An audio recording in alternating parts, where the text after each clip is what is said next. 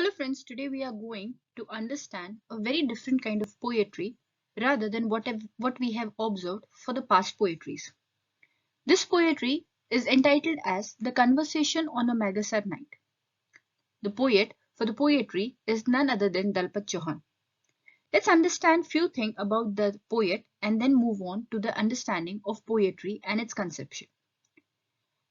The poet Dalpat Chauhan is a veteran Gujarati Dalit writer. He has been discovered by a non-Gujarati readership, academy, and world literary cultures. Dalpat Chauhan's work actually is something about the intersections of social and literary movements which we can find in the Dalit literatures of Gujarati. He has been waged, that is, he has been prominent working from the 1970s and 80s.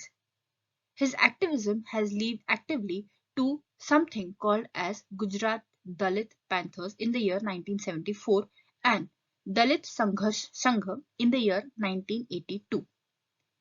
He has written many of the writings which includes like Kalo Suraj, that is the black sun, Akrosh, that is outrage, and Shravana, that is pronoun.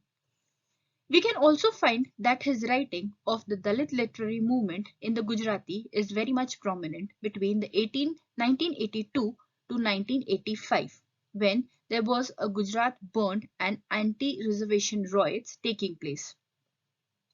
The writer, that is Dalpat Chauhan, has been questioning to the government through his ideas of poetry, especially in the vernacular language itself.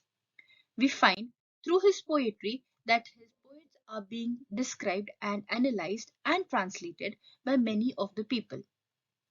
Let's understand the poetry written by Dalpat Chauhan, that is The Conversation on a Magshar Night.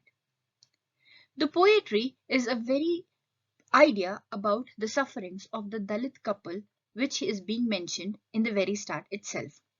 The use of the word itself is a representation of the idea that the person itself is describing about him. In the very start of the poem, the poet describes the Magshar night. In the Gujarati calendar, the Magshar is none other than the second month of the calendar, that is Gujarati traditional calendar. The poet here, through the very start of the poem, addresses his beloved, that is his wife, and recollects how the worst conditions both have gone throughout the month in the life. The poet says that he remembers to his beloved that the nights were very much difficult for them because they had very adequate clothes and they had the basic necessity which were lagging behind. That is, representing the idea that the Dalit culture during the period was on a plight of poverty. The poet also, because of these reasons, feels very much miserable and helpless as he cannot do anything for years together and same life is being continuing again and again. The further lines explains and inquires about his beloved on the freezing night. He says that because of the lacking of the cloth and the shelter, he can feel how it might be with the problem of living. But now he explains himself and his beloved that for him and his beloved, the only covering is the sky or the earth. This again is a representation that the shelter and the clothing is a proof of the condition or the status of the marginalized people, especially the Dalit community. Here, the poet tries to explain that because he was lacking with the clothes, now only the nature can provide him the protection. The poet further through the lines explains the worsening condition and as the night progresses. He says that the extreme conditions are being explained in a very symbolic manner. For example, he uses the words like the troubling of the mosquito in a way that he says that the mosquitoes are singing a song to accompany them. But actually, this song for him is not at all a pleasant idea. The poet further feels a pity condition because of which his beloved is having a trouble. And this condition is being there for eras together, with the use of the symbolic word that is counting of the stars. He says that he can countlessly count the insults, similar to that the way he cannot count the stars. That means the number of the insults were much more. This again is the condition of the marginalized people in the areas where superiors were more superior and higher having qualities, while that of the people of the marginalized region were considered as inhuman. In the further part, the poet mentions to his beloved that he wants to purchase or buy a mirror for her, but this mirror is he is unable to carry this mirror for her.